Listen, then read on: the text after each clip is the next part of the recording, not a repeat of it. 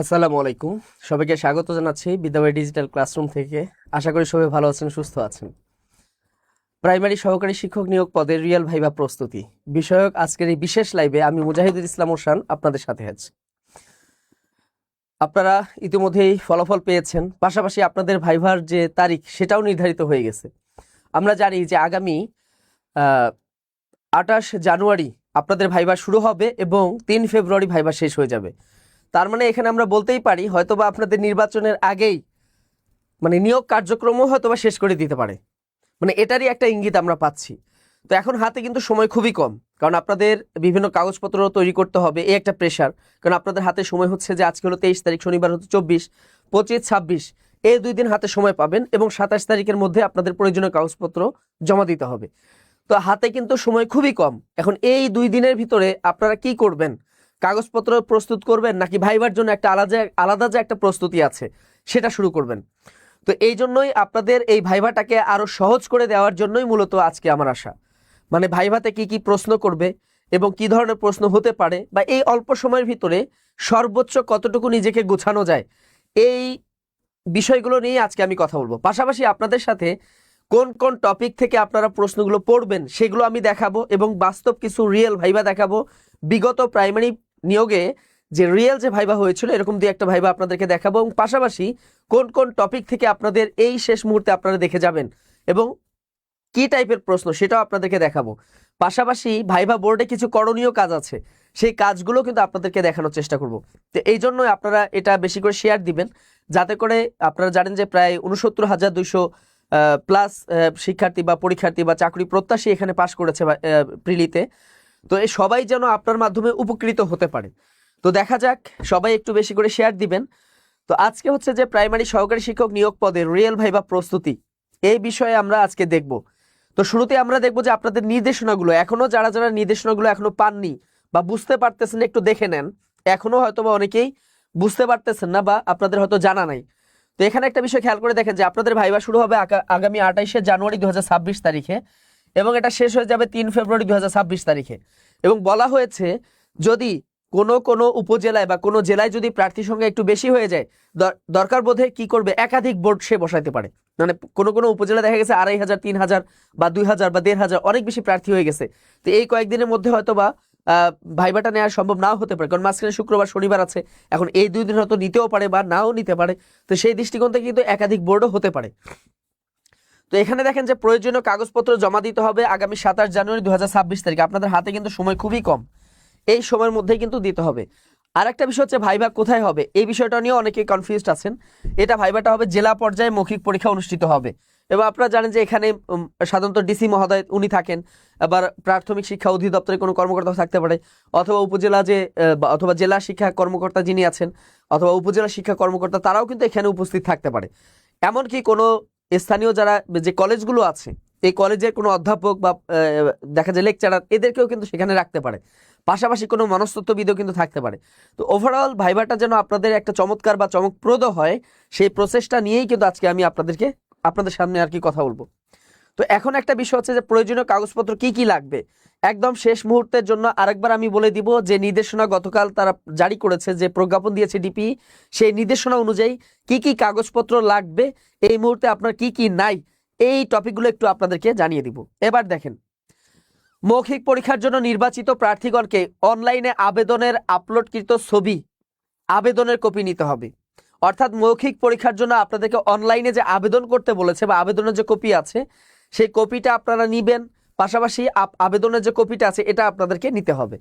পাশাপাশি দেখেন, সংশ্লিষ্ট ইউনিয়ন পরিষদের চেয়ারম্যান, পৌরসভা মেয়র বা সিটি কর্পোরেশন কাউন্সিল কর্তৃক প্রদত্ত নাগরিক সনদপত্র। এখন এই সমস্যাটা হবে মেয়েদের ক্ষেত্রে, যারা নারী প্রার্থী আছেন বা চাকরি প্রত্যাশী আছেন তাদের ক্ষেত্রে সমস্যা একটা হলো কি, যে আপনাদের হয়তো বা এনআইডি কার্ড দেওয়া আছে বাবার বাড়ির ঠিকানায়, কিন্তু আপনার বিয়ে হয়েছে, আপনি এখন স্বামীর বাড়িতে থাকেন, আপনি স্থায়ী ঠিকানা হিসেবে স্বামীর ঠিকানা ব্যবহার করেছেন, তাই না? এখন তাহলে আপনি নাগরিক সনদটা কার কাছ থেকে নেবেন?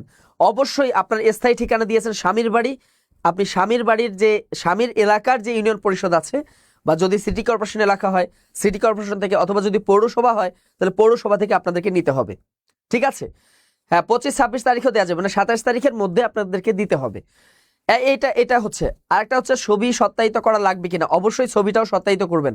এখন এখানে প্রশ্ন হচ্ছে, অনেকে প্রশ্ন করে এবং আমাকে প্রশ্ন করেছিল যে ছবির উপরে সত্যায়িত করবো মানে ফ্রন্ট পার্টে নাকি ব্যাক পার্টে করব। অবশ্যই পিছনে সত্যায়িত করবেন, ছবির উপরে না করে পিছনে করবেন। ছবিটা ক্লিন থাকবে, আপনার ছবিটা পরিষ্কার থাকবে, এখানে কোনো দাগ দিবেন না। ছবির পিছনে অবশ্যই আগে উপরে নাম লিখে নেবেন। মানে এই যে একটা ছবি, খেয়াল করে দেখেন, এই হলো আপনার ছবি, ছবির উপরে এখানে আপনি আপনার নামটা লিখবেন সুন্দর করে। এখানে কি থাকবে, সত্যায়িত করা থাকবে। বিষয়টা বুঝছেন? এখন নামটা লেখার ক্ষেত্রে একদম উপরে লিখবেন না, কারণ এখানে তো স্টাপল করতে হবে, পিন মারতে হবে। তো এই জন্য একটু নিচের নামটা লিখবেন, এখানে কি থাকবে, এখানে সত্যায়িত করে দিবে। ঠিক আছে, এটা হচ্ছে ছবির পেছনে কিন্তু। আচ্ছা,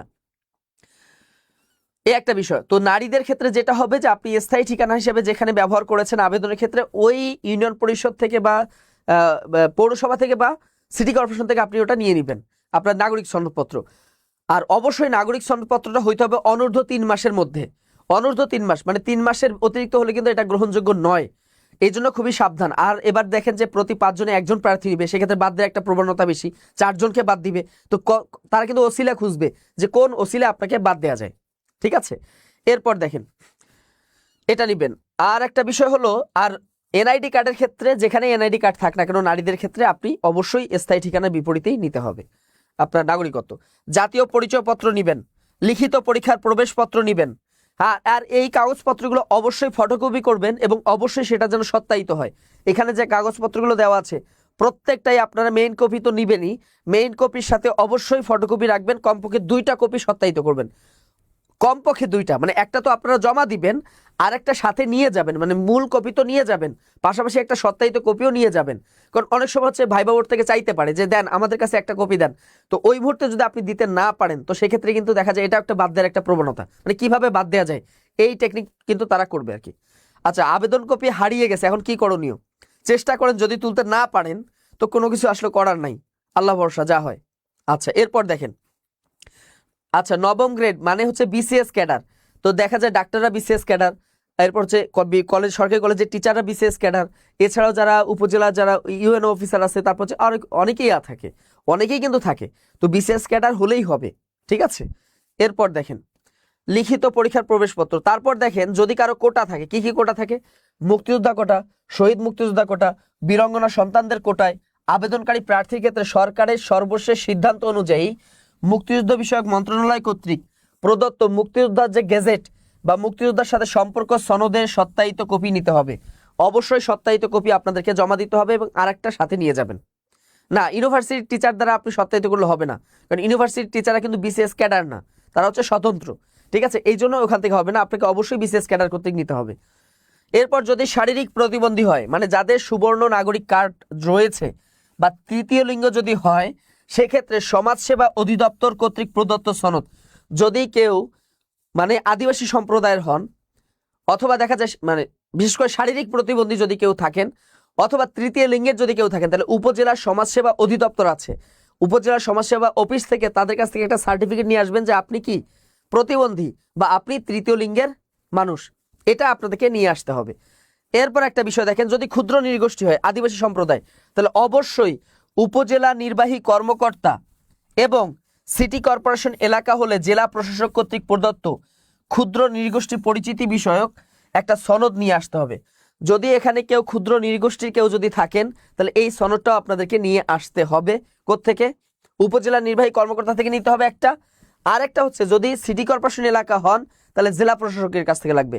আর যদি সিটি কর্পোরেশন এলাকার না হন, তাহলে নেওয়ার কোনো প্রয়োজন নাই, শুধু ইউএনও থেকে নিলেই হয়ে যাবে। এই সনদগুলো আপনাদের প্রয়োজন। এরপর দেখেন আরেকটা বিষয় হচ্ছে শিক্ষাগত যোগ্যতার সনদ সহ অন্যান্য প্রয়োজনীয় কাগজপত্র ন্যূনতম নবম গ্রেডের, মানে কমপক্ষে নবম গ্রেডের কর্মকর্তা। অষ্টম গ্রেডের কর্মকর্তা হলে হবে বিসিএস ক্যাডার, সপ্তম গ্রেড বা পঞ্চম গ্রেডের বিসিএস ক্যাডার হলেও চলবে, কোনো সমস্যা নাই। আচ্ছা, এটা সত্যায়িত করে, সবগুলো কাগজপত্র সত্যায়িত করে 27 জানুয়ারি তারিখের মধ্যে স্ব জেলা প্রাথমিক শিক্ষা অফিসে আবশ্যিকভাবে জমা দিয়ে প্রাপ্তি স্বীকারপত্র সংগ্রহ করতে হবে। এই যে একটা বিষয় খেয়াল রাখেন যে অবশ্যই আপনি যে জমা দিয়েছেন, ওই উপজেলা শিক্ষা কর্মকর্তা ওই অফিস থেকে আপনাদেরকে একটা প্রাপ্তি স্বীকারপত্র দিবে, মানে আপনি যে কাগজপত্র জমা দিয়েছেন এটা তারা স্বীকার করে নিয়েছে, এটা আপনাদেরকে কি করবে, দিয়ে দিবে। ঠিক আছে, মার্কশিট লাগবে কিনা না, এখানে হচ্ছে অন্যান্য সনদ যেটা আর কি, শিক্ষাগত যোগ্যতা সনদ কি সার্টিফিকেট, এটা হলেই চলবে। তো এই সনদগুলো আপনারা মানবেন। আর বিশেষ কিছু নির্দেশনা আছে, খেয়াল করে দেখেন, এই নির্দেশনাগুলো একটু ভালো করে পড়ে দেখবেন, আর অবশ্যই একটু শেয়ার দিবেন, এতে করে অনেকেই কিন্তু উপকৃত হবে। এবং আজকে আপনাদের রিয়াল ভাইভায় কোন কোন প্রশ্ন ধরবে, এবং আমি আপনাদের বিগত প্রাইমারির ভাইভার বেশ কিছু প্রশ্ন নিয়ে এসেছি, পাশাপাশি কোন কোন টপিক থেকে আপনাদের প্রশ্ন আসবে, এইগুলো কিন্তু আজকে আমি আপনাদেরকে ধারণা দিব।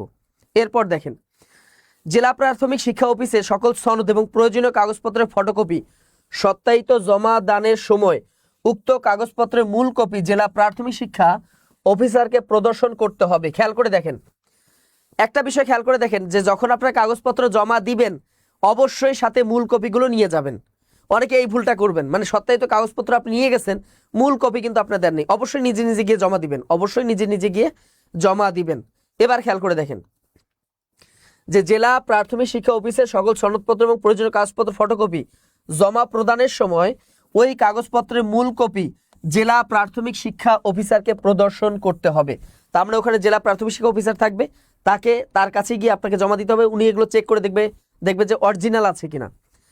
মৌখিক পরীক্ষার সময় উপরে বর্ণিত সকল সনদ, এরপর হচ্ছে প্রাপ্তি স্বীকারপত্র। প্রাপ্তি স্বীকারপত্র মানে আপনি যে কাগজপত্র জমা দিয়েছেন সেই উপজেলা শিক্ষা অফিস থেকে আপনাদেরকে একটা কি দিয়েছে, প্রাপ্তি স্বীকারপত্র দিয়েছে, ওটা নিবেন।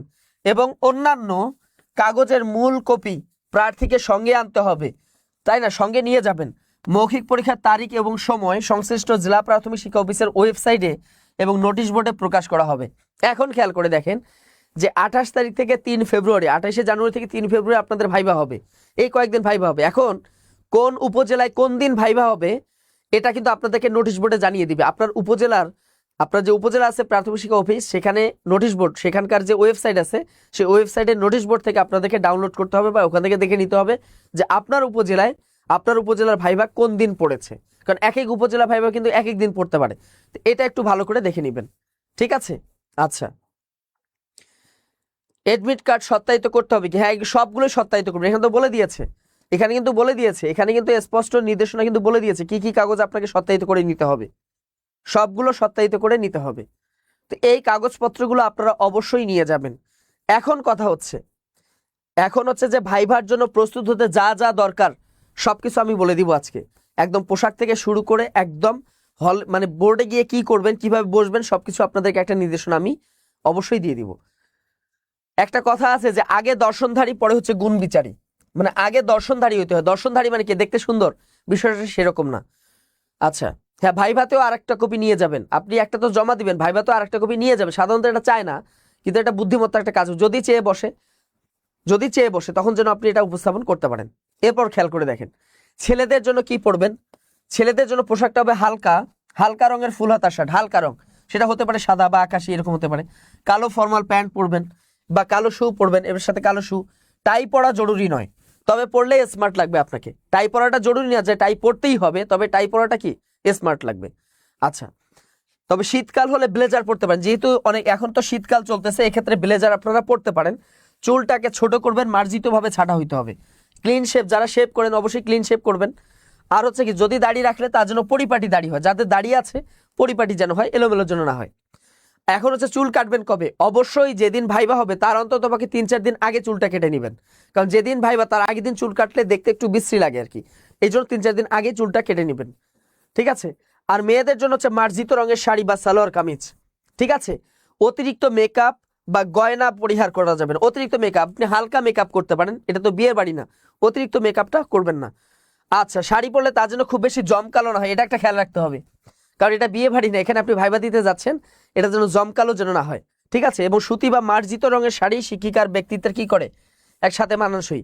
যেহেতু আপনি একজন শিক্ষক হবেন, বাচ্চাদের সামনে আপনি নিজেকে উপস্থাপন করবেন, তো আপনার ভিতরে যেন ওই ধরনের মার্জিত পোশাক বা মার্জিত রুচিটা যেন প্রকাশ পায়।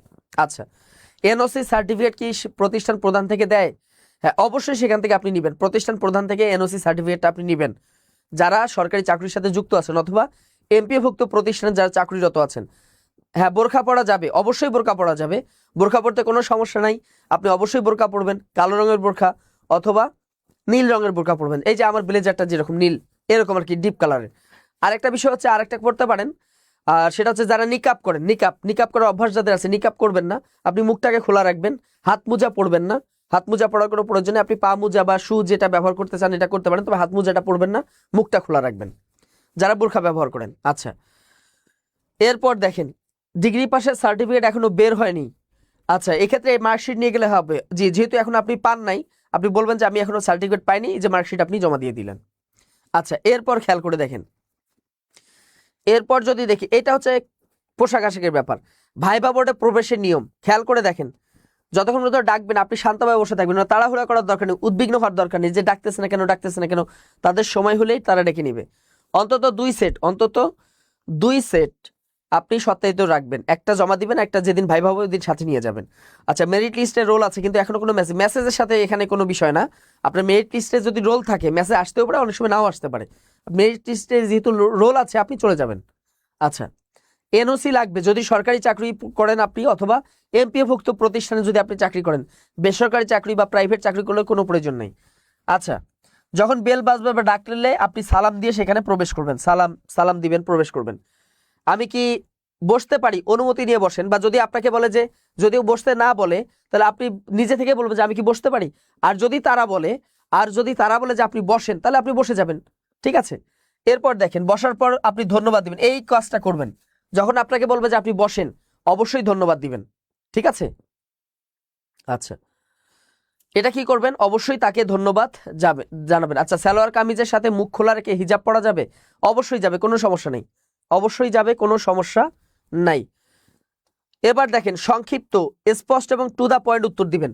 উত্তরটা যেন সংক্ষিপ্ত হয়, স্পষ্ট হয়, টু দা পয়েন্ট হয়, জড়ানো যেন উত্তর না হয়, এটা একটা খেয়াল রাখতে হবে। তারপর দেখেন, আচ্ছা, সব কাগজ নিয়ে গিয়ে জমা দিতে হবে কি? হ্যাঁ, কাগজপত্র নিয়ে গিয়ে এখানে জমা দিতে হবে, অবশ্যই জমা দিতে হবে। মেয়েদের ক্ষেত্রে 3 পিস পড়লে কোনো সমস্যা নেই, মার্জিত 3 পিস পড়বেন, বিয়ে বাড়ি না এটা, ভাইভা, মার্জিত হবে। আচ্ছা, প্রফেশনাল সার্টিফিকেট অবশ্যই হবে। এবার দেখেন, প্রশ্নকর্তার দিকে তাকিয়ে চোখে চোখ রেখে হাসি মুখে কথা বলতে হবে। হাসি মুখে মানে কি, সেটা অট্ট হাসি হবে না, মুচকি হাসি হবে। মুচকি হাসি মানে কি, দাঁত বের করে না, দাঁত বন্ধ রেখে, মুখ বন্ধ রেখে যেভাবে মুচকি হাসে এভাবে হাসতে হবে, এবং চোখে চোখ রেখে কথা বলবেন। মানে যিনি আপনাকে প্রশ্ন করতেছেন তার চোখে চোখ রেখে কথা বলা, কারণ চোখে চোখ রেখে কথা বললে হয় কি, আই কন্ট্যাক্টটা হয়। যারা পাঞ্জাবি পড়েছে তাদের অবশ্যই পাঞ্জাবি, টুপি, দাড়িতে কোনো সমস্যা নাই, পরিপাটি হয়ে যাবেন। ঠিক আছে, সাদা পাঞ্জাবি পরবেন, সাদা পায়জামা পরবেন, অথবা আপনি কালো পাঞ্জাবি পরতে পারেন, মার্জিত পরবেন, এক কালার পাঞ্জাবি বা পায়জামা পরবেন। কালো বোরখার সাথে হালকা কালার হিজাব পরা গেলে হবে না? অবশ্যই হবে, হিজাব যে কালারের হয় এটা আপনি পরে যাবেন, সমস্যা নেই। ঠিক আছে, মাল্টি কালার যেন না হয় আর কি। হাত পা নাড়ানো, এই যে হাত পা নাড়ানো, অনেকে ভাইবা বোর্ডে যে চেয়ারে বসে হাত পা নাড়ান, এটা করা যাবে না। পাশাপাশি দেখা যায় অস্থিরতা বা আঞ্চলিক ভাষা পরিহার করতে হবে, দাড়ি চুল এগুলো পরিপাটি রাখতে হবে। অনেকের কিন্তু আঞ্চলিক ভাষা আছে, এই আঞ্চলিক ভাষাটা দূর করতে পারবেন, এই জন্য আয়নার সামনে দাঁড়ায় একটু প্র্যাকটিস করেন। আপনার ভিতরে আঞ্চলিক ভাষা আছে কিনা এটা আপনি আয়নার সামনে দাঁড়ালে আপনি বুঝতে পারবেন যে আছে কিনা, এই বিষয়গুলো খেয়াল রাখতে হবে। শাড়ির কালার যদি বলতেন, এখন বলতেই হয়, আমাদের ভাইভার ক্লাসগুলো তো চলমান আছে, এবং সেখানে আমি নিজেও কিন্তু ভাইভার ক্লাস নিব, আমি আছি সাথে, আমাদের শ্রদ্ধেয় সাজ্জাদ স্যার আছেন এবং আমাদের শাওন স্যার আছেন। তো আমি আমার ক্লাসগুলোতে আমি একটু বলে দিই আপনাদেরকে হিন্টস, যারা ওই ব্যাচে যারা যুক্ত হবেন, আপনাদের প্রত্যেকের উপজেলার যাবতীয় তথ্য আমি দিয়ে দিব। মানে বাংলাদেশের 495টা উপজেলা আছে বা 500 উপজেলা আছে প্রায়, প্রত্যেকটা উপজেলার তথ্য আমি কালেক্ট করেছি, আপনাদের বাড়তি আর পড়তে হবে না। আমি আমি যখন ক্লাস নিব আমি এগুলো দিয়ে দিব। ঠিক আছে, প্রত্যেকটা উপজেলার জন্য তথ্য, একদম খাবার থেকে শুরু করে ওই উপজেলার বিখ্যাত ব্যক্তি, ওই উপজেলার বিখ্যাত কবি, ওই উপজেলার বিখ্যাত রাজনীতিবিদ, সবকিছু আমি কালেক্ট করেছি, এগুলো আমি আমার ব্যাচে দিয়ে দিব। ঠিক আছে, যখন আমি ক্লাসগুলো নিব আর কি। এরপর দেখা যাক, এরপর একটা বিষয় হলো স্পষ্ট উচ্চারণ। খেয়াল করে দেখেন, স্পষ্ট উচ্চারণ করেন, মানে খুব আস্তে না খুব জোরেও না, মাঝারি টোনে আপনি কি কথা বলেন, মাঝারি টোনে। ঠিক আছে। আচ্ছা, এখন দেখেন, যদি ম্যাম থাকে, এটাও বলা আছে যে স্যার থাকলে কি ডাকবেন, ম্যাম থাকলে কি বলবেন। সম্বোধন করুন ভদ্রভাবে। এই যে দেখেন, স্যার বা ম্যাডাম বলুন, অথবা ম্যাম ব্যবহার করুন। আপনি স্যার বলতে পারেন, আপনি ম্যামকে স্যারও বলতে পারেন, ছেলেকেও স্যার বলতে পারেন, নারীকেও স্যার বলতে পারেন, অথবা নারীদেরকে ম্যাম বলতে পারেন। ঠিক আছে। এরপর দেখেন, আপনি বলার পরিবর্তে স্যার বা ম্যাম বলাই শ্রেয়। অনেক সময় বলেন না যে আপনার কথা, যে আপনি তো আমাকে এটা ধরলেন, আপনি তো আমাকে, আপনি না বলে আপনি স্যার বলে সম্বোধন করবেন। প্রতিটা মুহূর্তে স্যার বা ম্যাম বলে তাকে কি করবেন, সম্বোধন করবেন। ঠিক আছে। আচ্ছা, ইংরেজি প্রশ্ন করলে আপনি ইংরেজিতে উত্তর দিবেন, বাংলায় প্রশ্ন করলে বাংলায় উত্তর দিবেন। ঠিক আছে, এটা কিন্তু বুঝে নিতে হবে। এরপর দেখেন, আঞ্চলিক টান বা মুদ্রা দোষ এড়িয়ে চলুন। অনেক সময় কি করে, মানে শেষে কৃতজ্ঞতা প্রকাশ করতে হবে। আঞ্চলিক টান যাদের আছে বা মুদ্রা দোষ মানে কি, এই যে কথা বলতেছি, কথা বলতে বলতে কি বলতেছি, যে ও, এই যে টোনগুলো যে বাড়তি যে টোন দিচ্ছি, তাই না? একটা কথা বলতে গেলে বাড়তি টোন দিচ্ছি, এই টোনগুলো দিবেন না, স্পষ্ট। এই যে আমি যেভাবে স্মুথলি কথা বলতেছি ঠিক এভাবে একটানা কথা বলবেন। এগুলো এই কয়েকদিনের মধ্যে প্র্যাকটিস করবেন। পায়জামা পাঞ্জাবির সাথে জুতা পরতে হবে। আচ্ছা, আর টুপি না পরলে হবে কি? হবে, সমস্যা নেই। আপনি যদি টুপি পরতে চান টুপি পরবেন, না পরলে নাই, এটা বাধ্যতামূলক না, জুতা পরতে পারেন, সমস্যা নেই। আচ্ছা, কৃতজ্ঞতা শেষে বলুন যে ধন্যবাদ। অবশ্যই যখন আপনাকে আপনার প্রশ্ন যখন শেষ হবে আপনাকে বলবো যে আপনি এখন আসতে পারেন, অবশ্যই ধন্যবাদ জানাবেন। আচ্ছা, ভর্তি ফি কত? ভর্তি ফি মাত্র 399 টাকা, মাত্র 399 টাকা। এবং এই ক্লাসগুলো আপনাদের ভাইভার আগেই আপনাদের শেষ হয়ে যাবে। 28 তারিখ থেকে ভাইভা, তার আগেই আমরা ক্লাসগুলো শেষ করে দিব। এরপর দেখুন, যখন বোর্ড থেকে বলবো যে ইউ মে গো, অথবা বাংলায় বলবো যে আপনি যেতে পারেন বা আপনি চলে যান বা আপনি এখন যেতে পারেন, তাহলে আপনি ধীরে ধীরে উঠে দাঁড়ান, আবারও সালাম দিয়ে বের হন। আপনি ধীরে ধীরে বের হয়ে তাদেরকে সালাম দিবেন, মানে চেয়ার থেকে উঠে তাদেরকে সালাম দিবেন, আসসালামু আলাইকুম বলবেন। বলে যখন আপনি দরজাটা খুলে বের হবেন তখন আরেকবার ধন্যবাদ দিবেন হাসি মুখে। খেয়াল করে দেখেন, এইখানেও তো একটা ট্রিক্স আছে। মানে আপনি আপনি যখন বললেন যে এখন আপনি আসতে পারেন, may you can go, sorry you may go, ঠিক আছে, বা আপনি এখন যেতে পারেন, তখন আপনি তাকে সালাম দিবেন। দেওয়ার পর যখন আপনি দরজাটা খুলে বের হবেন, বের হওয়ার আগ মুহূর্তে আপনি একটু ঘুরে তাদেরকে ধন্যবাদ দিবেন যে ধন্যবাদ স্যার। এই যে একটা বিষয়, এই একটা বিষয়টা কিন্তু মনে রাখতে হবে, ঠিক আছে। এরপর দেখেন প্রশ্নের ধরন কেমন হবে। এই প্রশ্নের ধরনই আমি আজকে কথা বলবো। প্রশ্নের ধরন কেমন হতে পারে আপনাদের এই ভাইভায়, বিগত বছরের ভাইভাগুলোকে বিশ্লেষণ করে বা বিগত বছরের বিভিন্ন রিয়েল ভাইভাকে বিশ্লেষণ করে কিন্তু আজকে আপনাদের জন্য নিয়ে এসেছি যে কোন কোন টপিক থেকে আপনাদের প্রশ্ন করতে পারে এই প্রাইমারি ভাইভা। এই প্রাইমারি ভাইভা কিন্তু অন্যান্য চাকরি ভাইভা থেকে একটু ডিফারেন্ট, এটা আপনাদের মনে রাখতে হবে। সব কাগজপত্র কি ফাইলে নিতে হবে নাকি হাতে নিতে হবে? খেয়াল করে দেখেন, আপনি তো ফাইলে নিয়ে যাবেন, সেখানে তো আর ফাইল জমা নিবে না, ফাইল থেকে বের করে জমা দিবেন। চারিত্রিক সনদ লাগবে। এখন তো হচ্ছে চারিত্রিক এবং নাগরিক দুইটা একসাথেই দেয়, যদি দুইটা একসাথেই দেয় একসাথে নিয়ে যাবেন, আলাদা হলে দুইটাই আলাদা নিয়ে যাবেন, ঠিক আছে। এই বিষয়গুলো মনে রাখবেন। এরপর খেয়াল করে দেখেন কি কি প্রশ্ন করতে পারে, কোন কোন টপিক থেকে, প্রত্যেকটা টপিক কিন্তু আজকে আমি আপনাদের দেখাবো। এই জন্য অবশ্যই একটু শেয়ার দিবেন যাতে করে সবাই উপকৃত হয়, যাতে করে সবাই উপকৃত হতে পারে। খেয়াল করে দেখেন, ব্যক্তিগত বা পরিচিতিমূলক প্রশ্ন কেমন হতে পারে। সাধারণত ভাইবা জিজ্ঞেস করে যে আপনার সম্পর্কে বলুন বা আপনার পরিচয় দিন, এই কথাটা বলে, তাই না? এরপর আপনার নাম কি, নাম জিজ্ঞেস করে, নিজ জেলা কি, শিক্ষাগত যোগ্যতা কি, এগুলো সংক্ষেপে তুলে ধরতে হবে। যখন আপনাকে বলবো যে আপনার সম্পর্কে বলুন, তো আপনি মেয়েদের জন্য হচ্ছে মানানসই জুতা, যেমন আপনি কালো ব্যবহার, এক কালার ব্যবহার করতে পারেন। সবসময় চেষ্টা করবেন এক কালার জিনিস ব্যবহার করতে, একই রঙের। কারণ মাল্টি কালার হলে কি এটা দেখতে একটা অনেকটা মানে বিয়ে বাড়ি টাইপের বা এরকম মনে হয় আর কি। এই জন্য এক কালারের মধ্যেই সীমাবদ্ধ থাকবেন। আচ্ছা, ইভেন ক্লাসগুলোতে আমি আপনাদের দেখাবো যে কোন পোশাক পরতে হবে, পোশাক সহ নিয়ে আসবো, টেনশনের কোনো কারণ নাই। ছেলে মেয়েদের কোন কালার পোশাক আপনি ব্যবহার করবেন। আচ্ছা, এখন খেয়াল করে দেখেন, অনেক সময় নিজের নামের অর্থ জেনে যাবেন, অনেক সময় নামের অর্থ জিজ্ঞেস করতে পারে, করতেই পারে। এরপর হচ্ছে নিজ জেলার বিখ্যাত ব্যক্তি, স্থান, নদী, ইতিহাস, এগুলো সম্পর্কে আপনাদের ধারণা থাকতে হবে। যেমন ধরেন যে আপনার জেলা যদি ঢাকা হয়, তাহলে ঢাকা সম্পর্কে আপনাকে জানতে হবে। আপনি যদি ঢাকার কোন উপজেলাতে থাকেন, আপনার যদি উপজেলা হয় সাভার উপজেলা, তাহলে সাভার উপজেলা বিখ্যাত ব্যক্তি, সেখানকার খাবার, সেখানকার কি বিখ্যাত রাজনীতিবিদ, এগুলো আপনাকে জেনে যেতে হবে। সেখানকার ইতিহাসটা জেনে যেতে হবে যে কেন এটার নাম সাভার হয়েছে, ঠিক আছে। এই যে ইতিহাসগুলো, তো এগুলো কিন্তু আমি আমার ব্যাচে যারা ভাই ব্যাচে যুক্ত হবেন, আমি কিন্তু এগুলো রেডি করেছি, আপনাদেরকে দিয়ে দিব। ওখান থেকে আপনি আপনার উপজেলাটা বের করে পড়ে নেবেন, বাড়তি কষ্ট করতে হবে না। আচ্ছা, এই একটা বিষয়।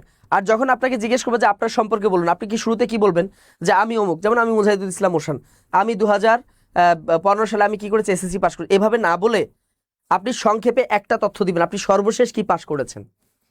তাহলে কি হয়, আপনি সর্বশেষ কি পাস করে, অনার্স করেছি বা ডিগ্রি করেছি বা মাস্টার্স করেছি, এতটুকু বললেই যথেষ্ট।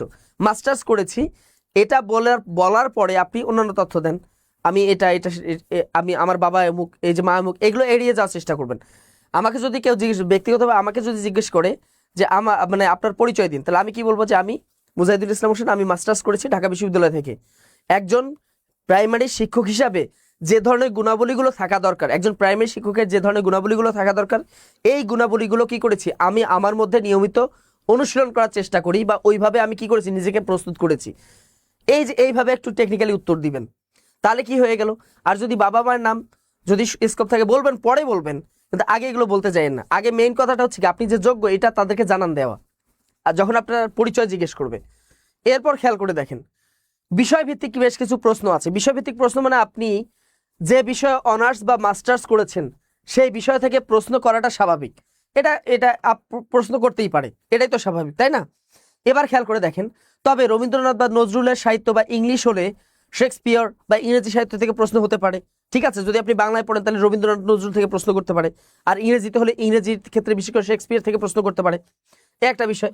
বিজ্ঞানের ছাত্র হলে মৌলিক বিজ্ঞানের বিষয়গুলো একটু ঝালাই নেন বিজ্ঞানের যদি ছাত্র হন, অথবা প্রাইমারি লেভেলে যে বইগুলো আছে বিশেষ করে দেখেন বাংলা, গণিত, ইংরেজি, বিজ্ঞান, সমাজ, এই বইগুলো একটু ধারণা নেবেন অন্তত তৃতীয় শ্রেণী থেকে পঞ্চম শ্রেণী পর্যন্ত।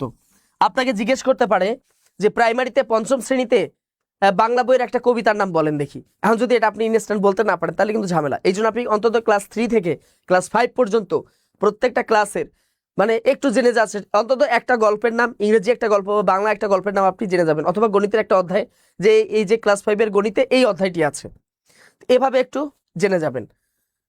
ঠিক আছে, মাস্টার্সের সার্টিফিকেট ওঠাতে পারেন, আপনার নম্বরপত্র আছে কিনা ওটা নিয়ে চলে যাবেন। এরপর দেখেন সাধারণ জ্ঞান থেকে প্রশ্ন করতে পারে। এখান থেকে দেখেন মুক্তিযুদ্ধ সম্পর্কে প্রশ্ন করবে, এটাই স্বাভাবিক।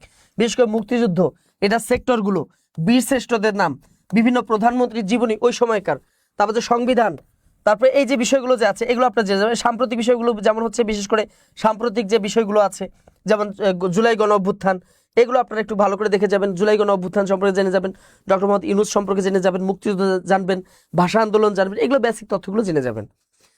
এরপর হচ্ছে শিক্ষা বা প্যাডাগজি যেটা আছে শিক্ষা তত্ত্ব নিয়ে, যেমন শ্রেণীকক্ষ ব্যবস্থাপনা। দেখেন আজকের লাইভটা যে আপনাদের কত উপকৃত করবে, কতটা উপকার পাবেন সেটা আপনারা লাইভের পরেই বুঝতে পারবেন। তাহলে কত কিছু তথ্য আজকে আপনাদেরকে আমি আজকে দেওয়ার চেষ্টা করব। যেমন হচ্ছে শ্রেণীকক্ষ ব্যবস্থাপনা, কিভাবে একটা শ্রেণীকক্ষ ব্যবস্থাপনা করা যায়, কিভাবে আপনি আপনার শ্রেণীকে সাজাবেন। কারণ ক্লাসে দেখা যায় ছোট ছোট বাচ্চা দুষ্টমি করবে, এখন এই শ্রেণীটাকে আপনি কিভাবে সাজাবেন এই ব্যবস্থাপনাটা আপনাদেরকে জিজ্ঞেস করতে পারে বা জেনে যাবেন, তাই না? সেটা হচ্ছে কি, যেমন হতে পারে যে তাকে ক্লাসের কাজে ব্যস্ত রাখা বা লিডার বানিয়ে দেওয়া। খেয়াল করে দেখেন যে ক্লাসে খুব দুষ্টু ছাত্র থাকলে তাকে কিভাবে সামলাবেন, এই একটা উত্তর। তো আপনি উত্তরটা কি বললেন? উত্তরটা দিলেন যে হতে পারে সেই ক্লাসে যে ক্লাসের কাজে তাকে ব্যস্ত রাখা, ক্লাসে একটা কাজে ব্যস্ত রাখা, ওকে লিডার বানিয়ে দেওয়া। তো ওকে যদি আমি লিডার বানিয়ে দিই ক্লাসে, তো সে তো দুষ্টামি করার সময় পাইলো না। এই যে এগুলো হচ্ছে টেকনিক্যালি উত্তর। এরপর যে দুর্বল শিক্ষার্থীর ক্ষেত্রে কি করবেন, তাই না? যে পিছিয়ে পড়া শিক্ষার্থীদের জন্য আপনি কি করবেন, তা উত্তরটা কি হচ্ছে যে তাদের প্রতি বিশেষ যত্ন নেওয়া এবং আনন্দের সাথে শেখা।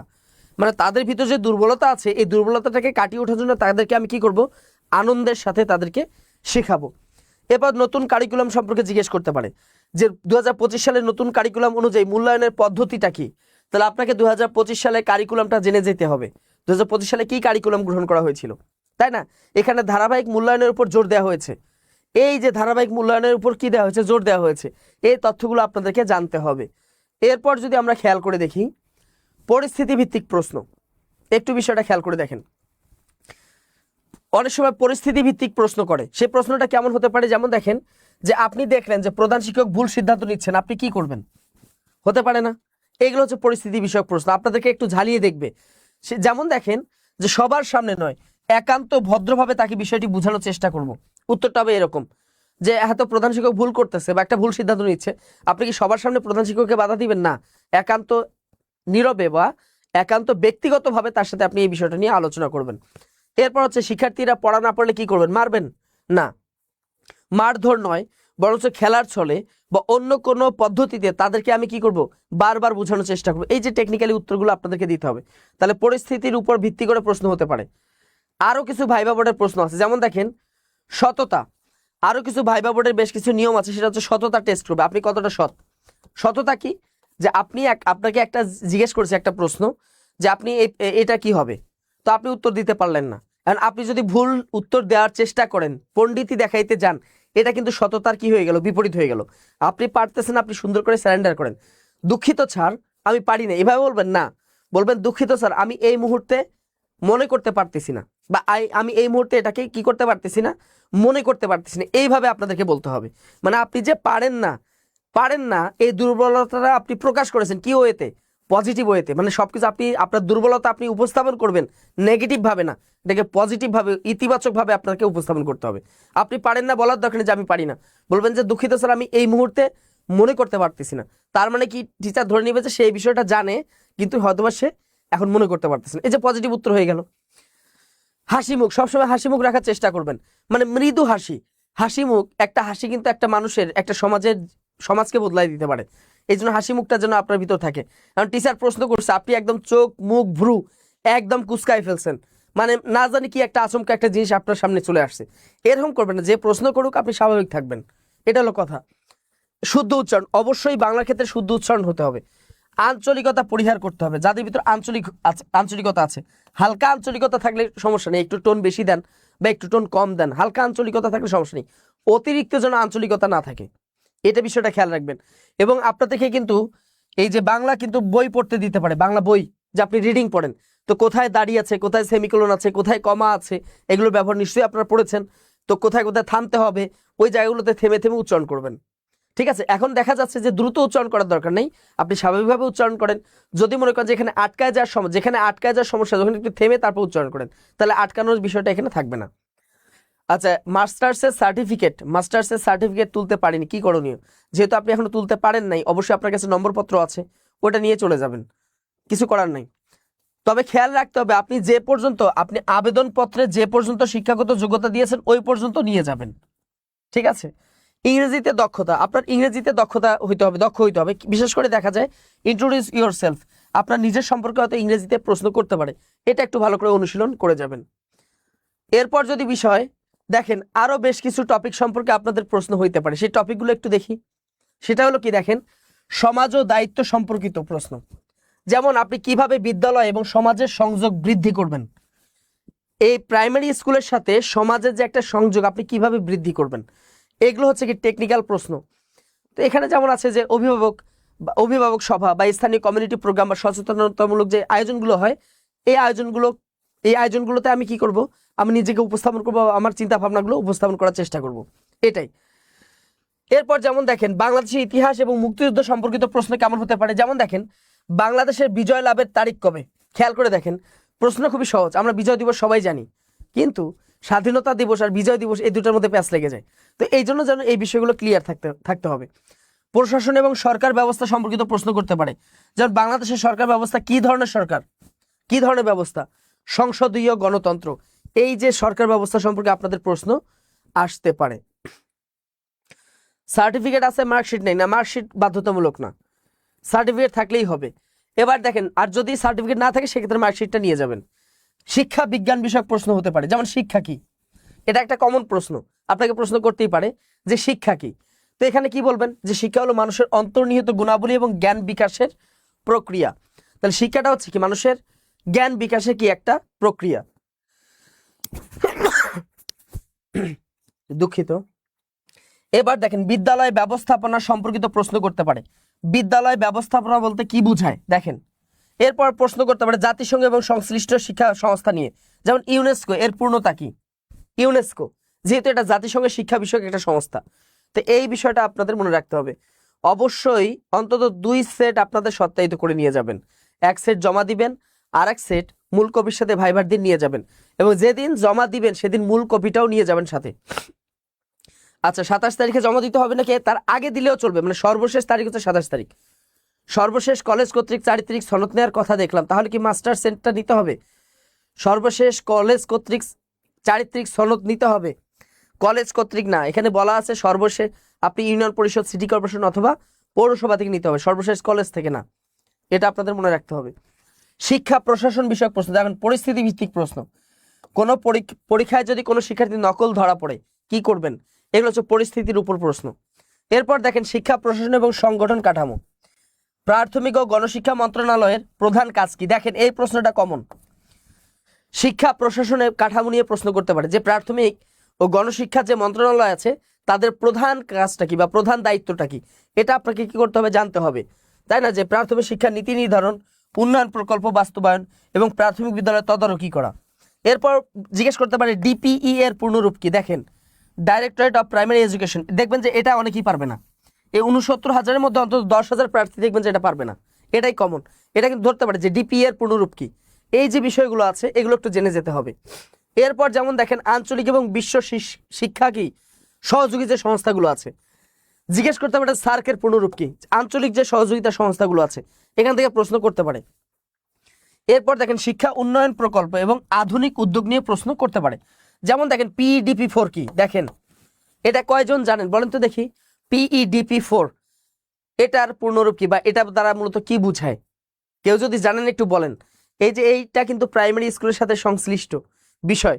তো এই বিষয়গুলো কিন্তু আপনাদের প্রশ্ন করতে পারে। আপনাদের কিন্তু বুঝতে হবে যে আগের প্রাইমারি ভাইভা আর এখনকার ভাইভা একটু তফাৎ আছে। যেমন আগের প্রাইমারি স্কুলে যে পরীক্ষার প্রশ্ন হতো, ওই প্রশ্নের যে প্যাটার্ন ছিল বা মান ছিল বা যে প্যাটার্ন ছিল, সেই প্যাটার্ন কিন্তু এখন চেঞ্জ হয়ে গেছে। ঠিক তেমনই ভাইভার প্যাটার্নও কিন্তু এখন একটু চেঞ্জ হবে। এখন কিন্তু আগের মতো ওই যে এক কেন্দ্রিক কোনো প্রশ্ন করবে না, এখন কিন্তু একটু ছড়াই ছিটে আপনাকে যাচাই করার চেষ্টা করবে। তো পিইডিপি এর পুনরূপ কি? Primary education development programme phase 4। Phase কত? 4, অর্থাৎ প্রাথমিক শিক্ষা উন্নয়ন কর্মসূচি চতুর্থ ধাপ। এরকম জিজ্ঞেস করতে হবে, অথবা জিজ্ঞেস করতে হবে পিইডিপি 3 কি, 2 কি, 1 কি, এগুলো আপনাদেরকে জানতে হবে। এরপর যেমন দেখেন নৈতিকতা এবং দায়িত্ববোধ সম্পর্কে জিজ্ঞেস করতে পারে যে আপনি যদি উপজেলায় শিক্ষক হিসাবে নিয়োগ পান তো কি কাজ করবেন। তো শিক্ষক হিসাবে নিয়োগ পেলে আপনি কি কাজ করবেন? আর উত্তর কি হবে? যে শিক্ষক হিসাবে আমি যদি দায়িত্ব পাই তাহলে শিক্ষার্থীদের পড়াবো না, এটা তো আপনি পড়াবেন, তো এটা তো কমন কথা। আপনাকে একটু আনকমন বা একটু তাকে ইমপ্রেস করার জন্য এমন কিছু কথা বলতে হবে যে কথাগুলো থেকে সে ইমপ্রেসড হতে পারে। সেটা হচ্ছে যে স্থানীয় সংস্কৃতি বোঝার সুবিধায় শিক্ষার্থীদের সঙ্গে সহজভাবে কাজ করব, অভিভাবকদের সাথে যুক্ত করব এবং বিদ্যালয়ের উন্নয়নে দীর্ঘমেয়াদী একটা ভূমিকা রাখার চেষ্টা করব। এই যে বিষয়গুলো যে আছে এগুলো আপনাদের মনে রাখতে হবে। এরপর দেখেন জাতীয় শিক্ষানীতি। এই শিক্ষানীতিটা আপনাদেরকে দেখতে হবে। জাতীয় শিক্ষানীতি 2010 কবে প্রণয়ন করা হয়, অথবা এই শিক্ষানীতি যদি কোনো সংস্কার হয়ে থাকে এই বর্তমান ইন্টারিম গভর্নমেন্টের সময়, তো কি কি সংস্কার করা হয়েছে এগুলো একটু জেনে যাবেন। ঠিক আছে, কি কি সংস্কার তারা করেছে। নতুন নতুন পাঠ্যক্রম 2026 সম্পর্কিত প্রশ্ন করতে পারে যে নতুন জাতীয় পাঠ্যক্রম 2026 কখন থেকে কার্যকর করা হবে, কখন কার্যকর করবে। এই যে তথ্যগুলো এগুলো আপনারা একটু দেখে যাবেন, তাই না? 2000 শিক্ষাবর্ষ থেকে ধাপে ধাপে চালু হয়েছে, 2025 সাল থেকে চালু হয়েছে ধাপে ধাপে। তবে কি হবে, সামনে এটা 2026 সাল থেকে পরিপূর্ণভাবে কার্যকর হবে। এই যে তথ্যগুলো, এই তথ্যগুলো কিন্তু আপনাদের জানতে হবে। ঠিক আছে, এরপর যেমন দেখেন এসডিজি কি, এসডিজি 4 কি। এখন দেখেন আপনারা দেখেন সবাই কিন্তু এসডিজি আমরা জানি, সাস্টেইনেবল ডেভেলপমেন্ট গোল, তাই না? এটা কিন্তু আমরা সবাই জানি। কিন্তু যদি জিজ্ঞেস করে এসডিজি 4 কি, করতেই পারে যদি প্রশ্নের প্যাটার্ন চেঞ্জ হয়েছে। আপনার বুঝতে হবে যে পরিস্থিতি চেঞ্জ হয়েছে, প্রশ্নের প্যাটার্ন চেঞ্জ হয়েছে। আচ্ছা, এখন খেয়াল করে দেখেন এসডিজি 4 হলো কি? কোয়ালিটি এডুকেশন, কোয়ালিটি এডুকেশন, তাই না? সকলের জন্য কি অন্তর্ভুক্তিমূলক এবং মানসম্মত শিক্ষা নিশ্চিত করা এবং আজীবন শেখার সুযোগ তৈরি করা। এটা হচ্ছে এসডিজি 4 এর কি কাজ। এখন যদি বলেন সাস্টেইনেবল ডেভেলপমেন্ট গোলস, তাহলে তো হলো না, আপনাকে বুঝাই বলতে হবে যে এসডিজি 4টা কি। তো এই যে তথ্যগুলো একটু দেখবেন। এরপর দেখেন নিজের বিষয় সম্পর্কিত সাধারণ প্রশ্ন। আপনার অনার্স বা মাস্টার্স বিষয় কি ছিল, সাধারণ একটা প্রশ্ন। আপনি অনার্সে কি পড়েছেন, মাস্টার্সে কি পড়েছেন। এখন একটা কমন প্রশ্ন যে আমি তো ডিগ্রি পাস করেছি, তো আমাকে জিজ্ঞেস করলে আমি কি সাবজেক্ট বলবো। তো আপনি বলবেন যে আমি ডিগ্রিতে পড়াশোনা করেছি, আমার এই সাবজেক্টে আমি পড়াশোনা করেছি, বা আমার ডিগ্রিতে এই সাবজেক্টগুলো ছিল। তাহলে ওই সাবজেক্ট থেকে আপনাকে প্রশ্ন করবে। এরপর দেখেন কেন এই বিষয়টি বেছে নিয়েছিলেন। খেয়াল করেন এটা একটা কমন প্রশ্ন। মানে আপনি পড়াশোনা করেছেন কিসে, ইংলিশে পড়াশোনা করেছেন, বা দেখা যাচ্ছে যে আপনি কেমিস্ট্রিতে পড়াশোনা করেছেন, ম্যাথে করেছেন, বাংলায় করেছেন বা ইংরেজিতে করেছেন। আপনাকে স্বভাবতই প্রশ্ন করতে পারে যে আপনি কেন এই বিষয়টা বাছাই করেছেন, কি জন্য করেছেন। এটা সবাই করতেই পারে। তো আপনি এখন কি বলবেন যে আসলে আমি তো বিশ্ববিদ্যালয়ে পরীক্ষা দিয়েছিলাম বা কলেজে পরীক্ষা দিয়ে তো আমার দেখা যাচ্ছে সিরিয়াল এত ছিল, আমি অন্যান্য সাবজেক্ট পাইনি, তাই এই সাবজেক্টে ভর্তি। এভাবে উত্তর দিবেন না, পজিটিভলি উত্তর দিতে হবে। এই জন্য উত্তর দিতে হবে যে বিষয়টি আমার আগ্রহের, এর মাধ্যমে সমাজ এবং মানুষের কাছে আমি পৌঁছাইতে পারবো, বা তাদের জন্য আমি কিছু করতে পারবো, বা তাদের ক্ষেত্রে কি রাখা যায়, তাদের আচরণ নিয়ে কাজ করতে পারবো, বা অর্থনীতি নিয়ে কাজ করতে পারবো, বা শিক্ষা নিয়ে কাজ করতে পারবো, বা বিজ্ঞান ইত্যাদি বিষয় গভীরভাবে তাদের তাদের নিয়ে আমি কাজ করতে পারবো।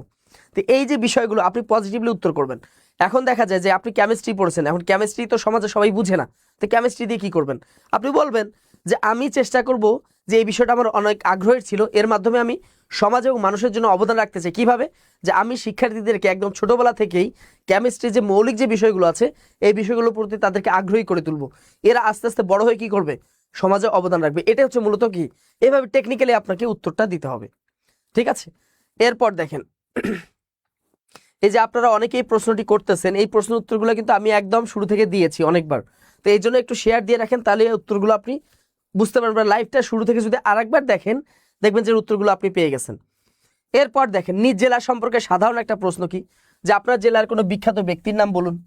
আপনার জেলার কোনো বিখ্যাত রাজনীতিবিদের নাম বলুন, আপনার জেলার বিখ্যাত কোনো খাবারের নাম বলুন, আপনার জেলার বিখ্যাত কোনো দর্শনীয় স্থানের নাম বলুন, আপনার জেলার ইতিহাস বলুন, বা আপনার উপজেলা থেকেও প্রশ্ন করতে পারে। তো এই জন্য এগুলো আপনাদেরকে জেনে যাইতে হবে। পাশাপাশি দেখা যায় রাষ্ট্রবিজ্ঞান সমাজবিজ্ঞান বিষয়ক কিছু প্রশ্ন হতে পারে, মানে আপনার রাষ্ট্রবিজ্ঞান সাবজেক্ট থাক বা না থাক, কিন্তু রাষ্ট্রবিজ্ঞান যেহেতু একটা রাষ্ট্রের সাথে যুক্ত, সমাজবিজ্ঞান যেহেতু সমাজ ব্যবস্থার সাথে যুক্ত, আপনি যে সাবজেক্টেই পড়াশোনা করেন না কেন এখান থেকেও প্রশ্ন আপনাকে ধরতে পারে টেকনিক্যালি, যে রাষ্ট্র এবং সরকারের মধ্যে পার্থক্য কি। আপনি পড়ে গেছেন ইংরেজিতে, রাষ্ট্রবিজ্ঞান তো পড়েন নাই, আপনাকে প্রশ্ন করলো রাষ্ট্র এবং সরকারের মধ্যে পার্থক্যটা কি, বা এদের মধ্যে মানে এদের মধ্যে সম্পর্কটা কি। তো আমরা তো জানি যে রাষ্ট্র হচ্ছে একটা স্থায়ী কাঠামো, আর সরকার হলো কি রাষ্ট্র পরিচালনার জন্য একটা সাময়িক একটা কি কাঠামো। তো এই যে একটা বিষয়, এইটা বিষয় কিন্তু আপনাদের জানতে হবে। এরপর দেখেন বাংলা ইংরেজি থেকে কমন একটা প্রশ্ন করতে পারে যে সাহিত্য সমাজকে কিভাবে প্রভাবিত করে। বিশেষ করে এখানে বলতে পারে যারা বাংলা এবং ইংরেজিতে আপনারা যারা পড়াশোনা করেছেন, যারা বাংলা এবং ইংরেজিতে পড়াশোনা করেছেন তাদের একটা কমন প্রশ্ন যে সাহিত্য কিভাবে সমাজে অবদান রাখে, তাই না? বা এই রাজনীতি মানে সাহিত্য কিভাবে সমাজে অবদান রাখে, এই বিষয়গুলো কিন্তু আপনাদের বুঝতে হবে। কারণ সাহিত্যটা কি করে মানুষের চিন্তার উন্নতি ঘটায়, নৈতিকতার উন্নতি ঘটায়, মানুষের মূল্যবোধ সৃষ্টিতে কি করে সাহায্য করে, সমাজের অসঙ্গতিগুলোকে তুলে ধরে, এগুলো মানুষের সামনে উপস্থাপন করে। এভাবে সুন্দর করে বুঝায় রাখবেন। অর্থনীতি ব্যবস্থাপনা নিয়ে আপনাদের প্রশ্ন হতে পারে, যেমন অর্থনীতিতে চাহিদা যোগান কিভাবে কাজ করে। দেখেন কমন কিছু প্রশ্ন আছে, বিভিন্ন টপিক থেকে আমি আপনাদেরকে একটু ধারণা দেওয়ার চেষ্টা করতেছি, তাই না? ধারণা দেওয়ার চেষ্টা করতেছি। যেমন চাহিদা বাড়লে কি করে, দাম কমে, নাকি চাহিদা বাড়লে দাম বাড়ে, আর কি যোগান কমলে কি হয়, যোগান বাড়লে দাম কমে। এটা হচ্ছে বাজারে কি একটা নীতি। বিজ্ঞান, গণিত এবং তথ্য প্রযুক্তি থেকে আপনাদের প্রশ্ন এটা করবে, যে কোনো সাবজেক্ট থেকেই পড়ে যান না কেন। যেমন বিজ্ঞানের পাঠ শিশুদের মধ্যে কি গুণ তৈরি করে, একজন শিশু কেন বিজ্ঞান পাঠ করবে, এটা একটা কিন্তু খুবই একটা কি প্রশ্ন। কারণ দেখা যায় শিশুদের মন হচ্ছে কি অনুসন্ধিৎসু মন, কৌতূহল মন। শিশুরা সবসময় কৌতূহলী হয়, সবসময় তাদের মনে হচ্ছে কৌতূহল, নতুন কিছু জানার আগ্রহ থাকে। এই জন্য এই বিজ্ঞান, গণিত এবং তথ্য প্রযুক্তি যদি আপনি শিশুদের মধ্যে ছোটবেলা থেকে যদি তাদের কাছে এগুলো উপস্থাপন করেন, তাহলে এগুলোতে তারা আগ্রহী হয়ে উঠবে এবং ভবিষ্যতে তারা যখন বড় হবে তারা কি করবে, এটাতে অবদান রাখবে। তো এই যে বিষয়গুলো আছে এগুলো আপনাদের মনে রাখতে হবে। এরপর যেমন দেখেন নিজের যোগ্যতা, আত্মবিশ্বাস, পেশাগত যে বিষয়গুলো, আপনাকে কেন এই চাকরিটা দেওয়া উচিত। দেখেন খুবই কমন একটা প্রশ্ন, আপনাকে কেন এই চাকরিটা দেওয়া উচিত, এটা আপনাকে করবে অধিকাংশ প্রার্থীকে করবে, যেহেতু 5 জনে 1 জন নিবে, অধিকাংশ প্রার্থীকে এটা করবে যে আপনাকে কেন এই চাকরিটা দিব। এখন যদি বলেন যে আমার চাকরিটা খুব প্রয়োজন, তাই না, আমার কি নাই, এই চাকরি নাই তাই আমার বিয়ে হচ্ছে না, আমার বিয়ে আটকায় আছে, আমার শ্বশুর মানতেছে না, আমার বাবা অসুস্থ, আমার চাকরিটা খুব দরকার, আমি খুব অভাবে আছি, এভাবে বলবেন? আপনাকে কি হতে হবে, টেকনিক্যালি উত্তর হতে হবে, তাই না? কি বলবেন যে আমি, এই যে দেখেন এখানে কিন্তু বলা আছে যে আমি শুধু যে শিক্ষক হতে চাই, তাই না, আমি শুধু শিক্ষক হতে চাই না, বরং আমি একজন আদর্শ শিক্ষক হতে চাই। দায়িত্ববোধ, মূল্যবোধ, সততা, সহানুভূতি, শিশুদের প্রতি যে ভালোবাসা, এগুলো আমি কি করতে চাই শ্রেণীকক্ষে শুধু পড়ানোর মাধ্যমেই না, এগুলোকেও আমি কি করতে চাই একজন শিশুর মধ্যে, আমি একজন শিশুকে আমি এগুলো দিতে চাই বা তাকে শেখাতে চাই। তো যখন আপনার ভিতরে এরকম পজিটিভলি উত্তর থাকবে, অবশ্যই আপনাকে অন্যদের থেকে বেশি অগ্রাধিকার দিবে। আপনার সবচেয়ে বড় শক্তি কি, খেয়াল করেন এটা কমন প্রশ্ন, আপনার সব থেকে বড় শক্তি কি। আর যদি বলেন যে আমার সব থেকে বড় শক্তি হচ্ছে আমি ইংরেজি রিডিং পড়তে পারি ভালো, আমি বুঝাইতে পারি ভালো শিক্ষার্থীদের, এভাবে তো হলো না। আপনাকে কি বলতে হবে, একটু টেকনিক্যালি উত্তর দিতে হবে যে আপনার সব থেকে বড় হচ্ছে কি সততা, সময়ানুবর্তিতা, ধৈর্য, আমি সহজভাবে বোঝাতে পারি, আমি সহজভাবে মানুষকে মানে শিশুর মনটা বুঝতেও চেষ্টা করি বা বুঝতেও পারি। এই যে এটা হলো কি একটা টেকনিক্যাল একটা উত্তর হয়ে গেল। তার মানে আপনি বুঝাইলেন যে আপনার ভিতর সততা আছে, আপনার ভিতর সহানুভূতি আছে, আপনার মানে সময়ানুবর্তিতা আছে, আপনি ঠিক টাইমে স্কুল যাবেন আসবেন, আপনার ভিতর ধৈর্য আছে। তার মানে বাচ্চারা কি হবে, বাচ্চারা দেখা যায় দুষ্টামি করলেও আপনি তাদেরকে কি করবেন, মারবেন না, আপনি হয়তো ধৈর্য ধারণ করে তাদেরকে কি করবেন, বোঝানোর চেষ্টা করবেন। আপনার দুর্বলতা কি, এটা কমন একটা প্রশ্ন, আপনার দুর্বলতা কি। এখন যদি জিজ্ঞেস করে যে আপনার দুর্বলতা কি, এখন আপনার তো গণিতে দুর্বলতা আছে, ইংরেজিতে দুর্বলতা আছে, আপনি কি বলবেন যে আমার গণিতে দুর্বলতা আছে? অবশ্যই না। আপনার যেটা বিষয় হলো যে আমি কাজের প্রতি কি দিই, একটু বেশি মনোযোগ দেই, বা যে কোনো কর্মক্ষেত্রে গেলে আমি প্রথমে কি করি, একটু সময় ধরে আমি সেই পরিবেশটা পর্যবেক্ষণ করার চেষ্টা করি, আমি সেখানে দীর্ঘ মনোযোগ দেই। এতে করে হয় একটু সময় তো একটু বেশি লাগে, কিন্তু ওই জায়গাটাতে আমি কি করি, দীর্ঘমেয়াদী আমি কিছু করতে পারি, মানে আমার প্ল্যান হচ্ছে দীর্ঘমেয়াদী। এই জন্য আমি আগে জায়গাটা পরখ করি, বা একজন শিশুকে আমি আগে দেখার চেষ্টা করি, ওর মানসিকতা বোঝার চেষ্টা করি, তারপর আমি প্রয়োগে যাই। তো এইভাবে পজিটিভলি আপনাকে কি করতে হবে, উত্তরগুলো দিতে হবে। আপনি যদি চাকরি না পান কি করবেন, খেয়াল করে দেখেন এই যে প্রশ্নগুলো, এটা যে কতটা গুরুত্বপূর্ণ আপনাদের জন্য। আপনি যদি চাকরি না পান তাহলে কি করবেন, কমন প্রশ্ন। অথবা প্রশ্ন করতে পারে যে আপনাকে যদি এই প্রাইমারি শিক্ষকের চাকরিটা দেওয়া না হয় এরপর আপনি কি করবেন, তাই না? এরপর আপনি কি করবেন? তাহলে দেখেন আমি হতাশ হব না, বলেন এই যে আমি হতাশ হব না? হতাশ হব না। আমি কি করব, পরবর্তী ধাপের জন্য চেষ্টা করব। আমি আমার পরবর্তী করণীয় কি বা পরবর্তী ধাপের জন্য আমি চেষ্টা করতে থাকবো।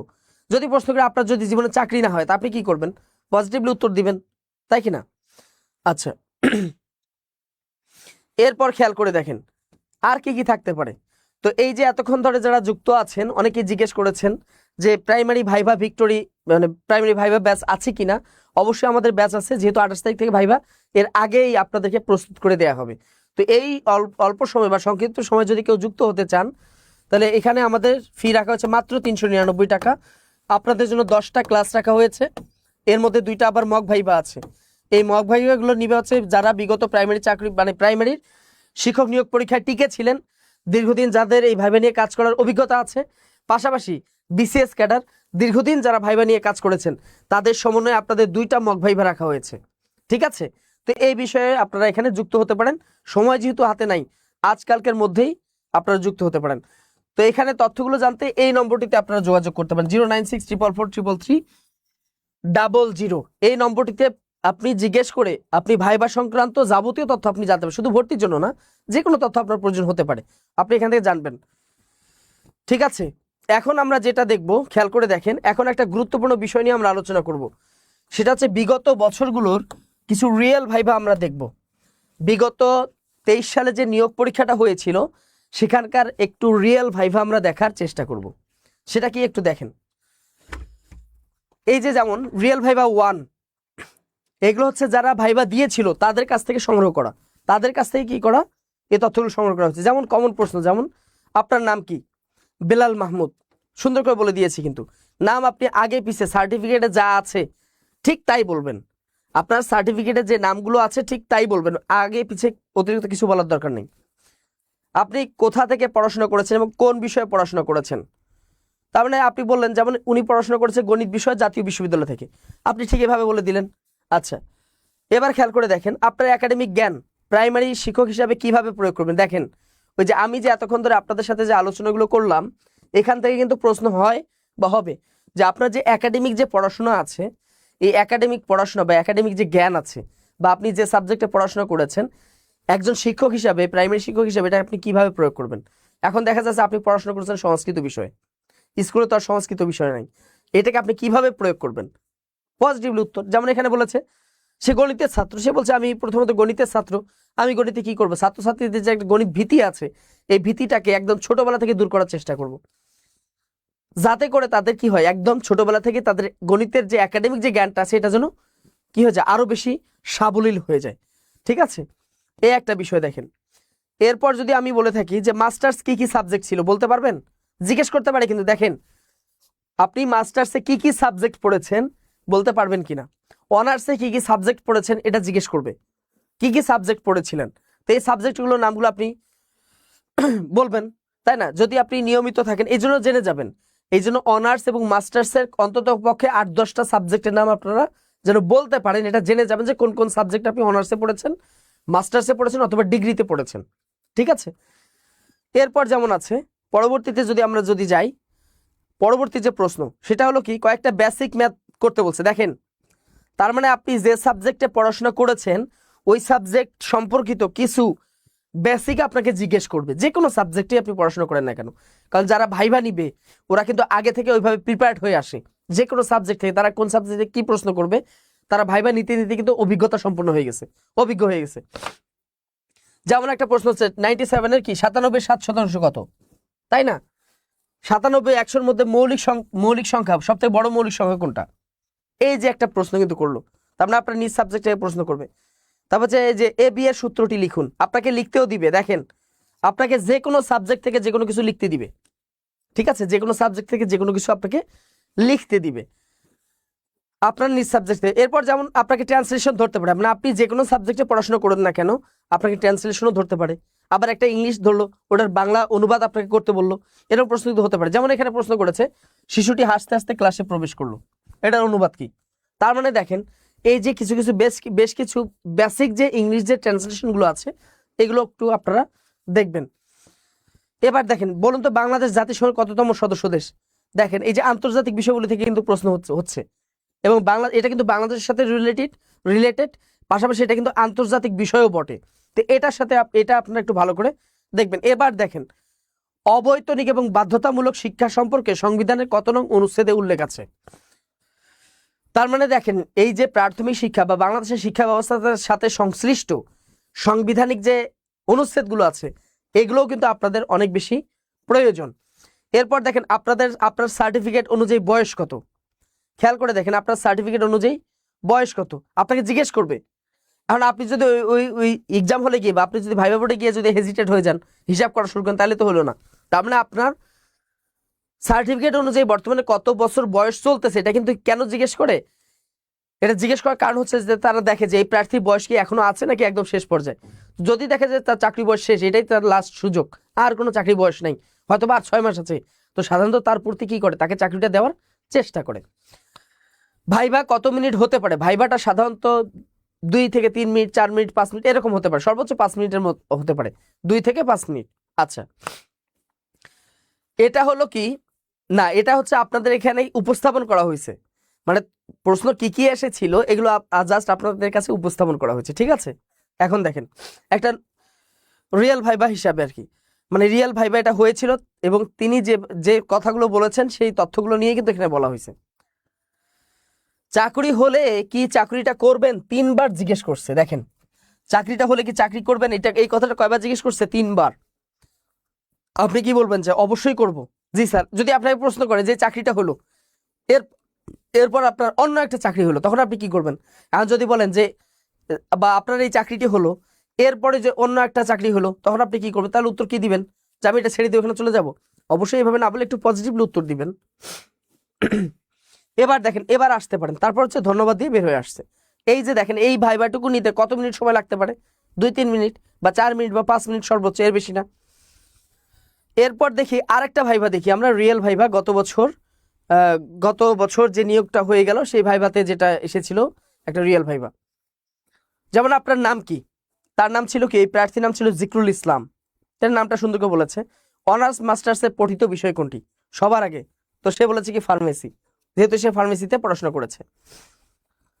টেন্স কাকে বলে, কত প্রকার কি কি, বলেন তো দেখি এই ফার্মেসির সাথে কি টেন্সের কোনো সম্পর্ক আছে, নাই, কিন্তু তারপরে তাকে ধরেছে যে টেন্স কত প্রকার ও কি কি।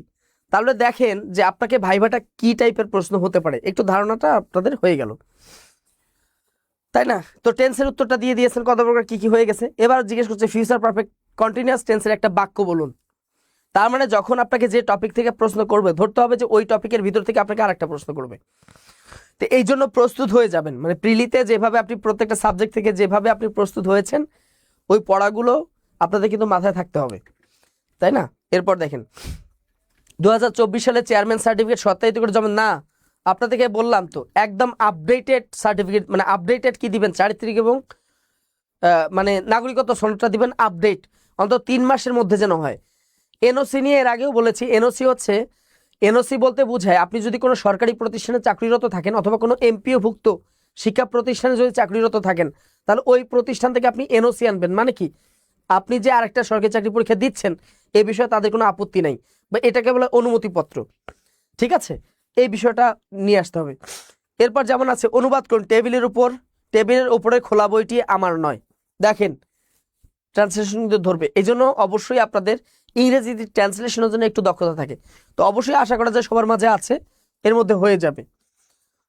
এরপর একটা বিষয় ভালো করে দেখেন যে অনুবাদ করুন, ডাক্তার আসিবার পরে রোগীটি মারা গেল। খেয়াল করে দেখেন ডাক্তার আসিবার পূর্বে রোগীটি মারা গেল না, বলেছে কি ডাক্তার আসিবার পরে রোগীটি মারা গেল, একটু উল্টো অনুবাদ ধরতে ট্রান্সলেশন করতে পারে। তো এই বিষয়গুলো আপনাদের মনে রাখতে হবে। তো এই জন্য দেখা যায় যে আপনাকে প্রশ্ন কিভাবে করতেছে ঠিক ওইভাবে উত্তর দিবেন। ব্যাপন কাকে বলে, আচ্ছা বলেন তো দেখি এই যে ব্যাপন কাকে বলে, তারা অভিশ্রবণ কাকে বলে, মানে একটু এবার বিজ্ঞানের মধ্যে চলে আসছে, মানে একদম বেসিক বিজ্ঞান যেটা। এরপর যেমন পারমাণবিক ভরের একক কি, সোডিয়ামের পারমাণবিক ভর কি। তার মানে দেখেন সাবজেক্ট রিলেটেড প্রশ্ন কিন্তু করতেছে। পানি অণুতে কি ধরনের বন্ধন থাকে, তাই না, কি ধরনের বন্ধন থাকে, এই যে একটা বিষয় এখানেও কিন্তু আছে। মুক্তিযুদ্ধের সময় গোপালগঞ্জ কত নম্বর সেক্টরে ছিল, মানে এটাকে দেখেন, মানে ওই সময় ছিল ওই জেলা, এটা নেগেটিভলি নেওয়া দরকার নেই। এটা যেহেতু রিয়াল ভাইভা, ওই সময় যেহেতু প্রার্থী ছিল গোপালগঞ্জে, এজন্য জিজ্ঞেস করছে। এখন আপনি যে জেলার প্রার্থী, আপনার কিন্তু মাস্ট জিজ্ঞেস করবে, ধরেন যে আপনার বরিশাল বা আপনার রংপুর বা আপনার নোয়াখালী, জিজ্ঞেস করবে যে এই জেলা কোন সেক্টরের অধীনে ছিল। ঠিক আছে, এরপর যেমন দেখেন এই সেক্টরের অধীনে এবং সেই সেক্টরের কমান্ডার কে ছিল, এটাও অবশ্যই জেনে যাবেন। তারপর যেমন আছে ফার্মাসিস্ট কাকে বলে, এই যে ফার্মাসিস্ট বলতে কাকে বোঝায়, তাই না? এরপর যেমন আছে সর্বশেষ বলেছে কি ঠিক আছে এবার আসতে পারেন। তো এই যে একটা বিষয়, এই বিষয়গুলো কিন্তু আপনাদেরকে পড়তে হবে। পাশাপাশি আরেকটা বিষয় হচ্ছে যে অবশ্যই যখন আপনাদের ভাইভার ক্লাসগুলো হবে, মানে ব্যক্তিগতভাবে আমি আপনাদের এই কি কি প্রশ্নগুলো ধরে এই প্রশ্ন নিয়েই আপনাদের ক্লাসে আমি থাকবো।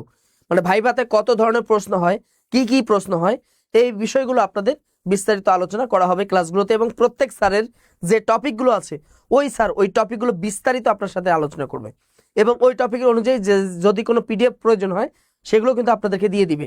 তো আশা করা যায় এই ব্যাচে যারা যুক্ত থাকবেন তাদের ভাইভা নিয়ে আর কোনো ধরনের বাড়তি কোনো টেনশন আর থাকবে না, বা তাদের যে একটা বাড়তি যে একটা মানে প্রেশন আছে সেটা যে আমি কি পড়বো কোথা থেকে পড়বো এই টেনশন আর করতে হবে না।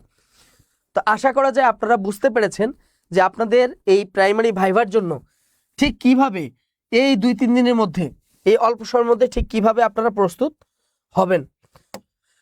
তো আমাদের এই যে কথাটি বলতেছিলাম যে আমাদের এই প্রাইমারি ভাইভার জন্য আমাদের যে ব্যাচটি রয়েছে ভিক্টোরি লাইভ ব্যাচ, এই ব্যাচে আপনারা যুক্ত হতে পারেন। যেহেতু টাইম নাই, 2-3 দিন হাতে সময় আছে, এই সময়ের মধ্যেই আমরা আপনাদেরকে প্রস্তুত করে দিব মাত্র 399 টাকার মধ্যে, 399 টাকায়। আর পাশাপাশি আরেকটা বিষয় হচ্ছে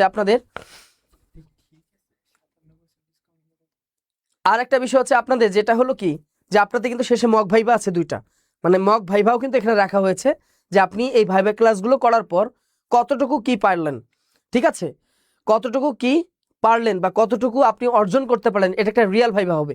রিয়েল ভাইভাগুলো হলে হয় কি যে আপনি ভাইভা দেওয়ার আগেই আপনি একটা প্রস্তুতি নিয়ে গেলেন। আচ্ছা, ক্লাস কবে থেকে শুরু? ক্লাস অবশ্যই আমাদের বুঝতেই তো পারতেছেন আমাদের ক্লাসগুলো কবে থেকে, হাতে তো সময় নেই। কালকে হলো 24, 25, 26, 27, এই 4 দিন কিন্তু আমাদের সময় আছে, এর মধ্যেই আপনাদের ক্লাসগুলো হয়ে যাবে। ঠিক আছে, তো যে কোনো তথ্য সম্পর্কে জানতে আপনারা 09644333300 এই নম্বরটিতে আপনারা যোগাযোগ করতে পারেন। এখানে যে নম্বরটি দেওয়া আছে এটাতে যোগাযোগ করতে পারেন, অথবা আমাদের যে ওয়েবসাইট আছে www.bidyabari.com, এই ওয়েবসাইটে আপনারা প্রবেশ করে এখান থেকে তথ্য নিতে পারেন, অথবা আমাদের ফেসবুক পেজ থেকেও আপনারা যুক্ত থাকতে পারেন। এছাড়া আমাদের বিদ্যাবাড়ি ইউটিউব চ্যানেল আছে, এখানেও আপনারা যুক্ত থাকতে পারেন। এরপর দেখেন, তো আশা করা যায় আপনারা দীর্ঘ সময় ধরে আমার সাথে যারা যুক্ত ছিলেন সবাইকে অসংখ্য ধন্যবাদ। আপনাদেরকে আমি এই প্রাইমারি ভাইভা সংক্রান্ত যে তথ্যগুলো প্রয়োজন এই তথ্যগুলো কিন্তু দেওয়ার চেষ্টা করেছি। ঠিক আছে, এই যেভাবে আপনাদেরকে দেখালাম এতক্ষণ, এক্স্যাক্টলি এই যে টপিক ধরে ধরে ধরে ধরে কিন্তু আপনাদেরকে দেখিয়ে দিয়েছি যে কোন টপিক থেকে প্রশ্নগুলো সাধারণত হয়। তো এই টপিকগুলো অবশ্যই আপনারা দেখবেন, আর তার থেকে যেটা ভালো হয় যদি আপনারা আমাদের সাথে যুক্ত থাকেন তাহলে তো কিন্তু আপনাদের টেনশনের কোনো কারণ নেই। আমরা আপনাদের জন্য যা যা দরকার সব পিডিএফ আকারে প্রত্যেক স্যার আপনাদেরকে এটা সরবরাহ করবে যদি প্রয়োজন হয়। তো যারা প্রাইমারি চাকরি পরীক্ষায় টিকেছেন তাদের অসংখ্য ধন্যবাদ, এবং কামনা করি এখানে যারা যুক্ত ছিলেন তারা সবাই প্রাইমারি পরীক্ষা দিয়েছেন এবং উত্তীর্ণ হয়েছেন। সবার চাকরি হোক, এটা আমাদের প্রত্যাশা, বিদ্যাবাড়ি থেকে প্রত্যাশা। তো সবাই ভালো থাকবেন, সুস্থ থাকবেন, আপনাদের সবার সুস্বাস্থ্য কামনা এবং মঙ্গল কামনা করে, এবং আপনাদের চাকরিটা যেন হয় সেই প্রত্যাশা মহান আল্লাহর দরবারে রেখে এখানে শেষ করছি। সবাই ভালো থাকবেন। আসসালামু আলাইকুম।